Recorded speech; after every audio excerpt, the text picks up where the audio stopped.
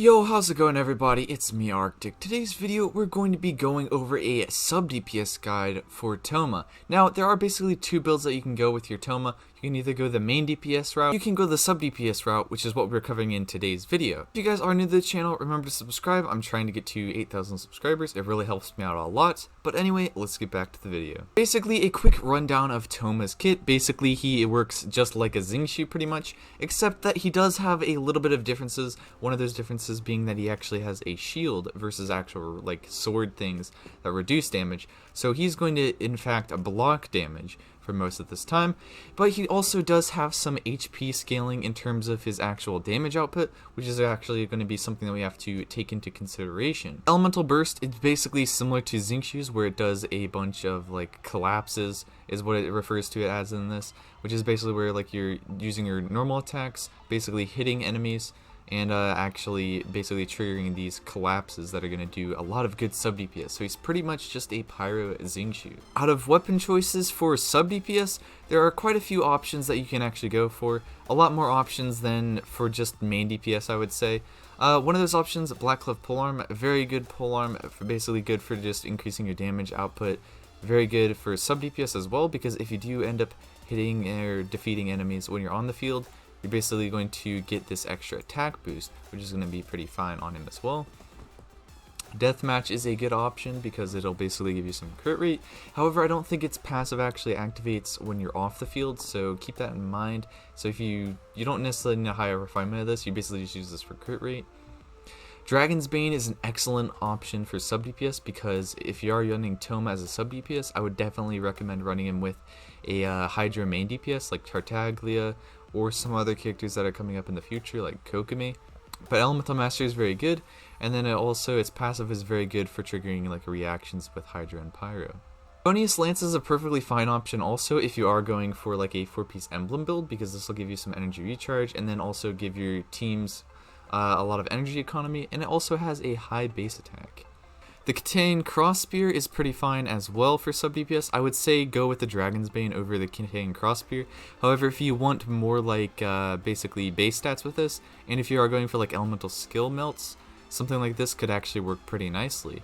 Yeah, I would definitely recommend that if you're going for like elemental skill melt damage. And then the Catch basically increases your elemental burst damage by 16%. If you have R5 of this, I think it's permanently in the game that you can get R5 of this. But basically, this is going to be a very good option for Thoma, I would say. Definitely better than the Favonius Lance, because it does also have energy recharge, but it has a lot better of a passive. 5 stars that are good on him for sub DPS. Primordial Jadewing Spear is a pretty good option. Crit rate, high base attack. Its passive, you're not really going to be able to stack this up completely, considering that he's going to be off the field. I don't know if this stacks off the field. I'm pretty sure it doesn't, but if it does, it's pretty good right there. And then also Skyward Spine is a good option as well because it gives you that extra crit rate increase. And then also, if you are on the field, do a few normal attacks, it basically is going to trigger this little vacuum blades a bit. But this also has energy recharge, which is nice because you can pair that with like 4-piece emblem as well. Staff of Homa, I think it's probably going to be his like best in slot of the 5-star weapons, just because he does have some good HP scaling. And that's also going to give him a lot of crit damage and good base stats and an attack boost based on his HP. So an HP build is actually going to be something that we're going to look into. And there is also another polearm, and this is called the Wavebreaker's Fin. This comes with a high base attack and attack percent on its ascension. But then for every point of the entire party's elemental energy, basically, you're going to be able to get a elemental burst damage bonus. Now this is going to be a pretty decent option for Thoma as well. Basically, you're pretty much gaining a lot of elemental burst damage, and it's pretty good because just in general, attack percent is very good stat to have first for balancing out your builds. So overall, not a bad weapon. However, this one is going to be on a weapon banner potentially, probably. Okay, in terms of artifacts for actual sub DPS Thoma, there's basically like 2 builds that you can go for. Pretty much you can either go for like a Gladiator's 2-piece with like Crimson Witch of Flames 2-piece, something like that.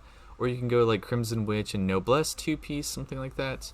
Or the alternative build is like an emblem build with energy recharge, something like that. If you are going for energy recharge on one of your weapons, definitely go with the Emblem of Severed Fate, I would say. But if you are going with like Staff of Homa, also I think using the two-piece Millilith over like a two-piece Glad or a two-piece of Noblesse would actually be pretty interesting to work with as well, considering that he does get some extra basically damage scaling with his HP. And I believe that increase rate is based on 2.2% of Thoma's max HP. So let's just say that you're running like 25,000 HP on your Thoma, and then multiply that by 0.02, I think. Oh wait, no, I messed that up. 0.02. Yeah, that's gonna be like, I think 550 damage. Actually, 550 is actually correct on here. I don't know if that's going to be like a damage bonus. It doesn't seem like it's going to be damage. I think that's just a flat damage increase. So a flat damage increase of 550. That's not that bad considering that he's a sub DPS. And like the average Xingqiu hits on like around 5k to 8k, I would say. And then if you have a really good Xingqiu, you'll hit up to like 10k-ish. But 550 isn't that bad if you are going with like an HP build. 25k isn't that hard to hit, especially with like Staff of Homa. I think you probably get up there around that just pretty much naturally. But then yeah, basically this is gonna be a pretty decent damage boost. One more thing to mention, the Wanderer's Troop 2-piece could potentially work as well if you are going to use him with like Tartaglia as a main DPS and vaporizing all the time. Which is probably how I'm gonna end up building him, because I've got like a R5 Dragon's Bane just chilling around, you know. That's probably how I'm going to end up building him, with like that, and then probably the HP set maybe. I don't know, I might just go with the flat damage bonus Crimson Witch set.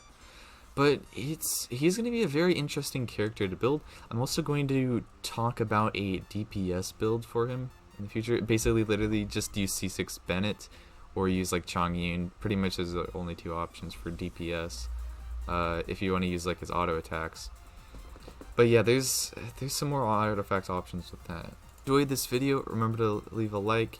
But anyway, it's been me, Arctic. I'll see you guys next time. Farewell.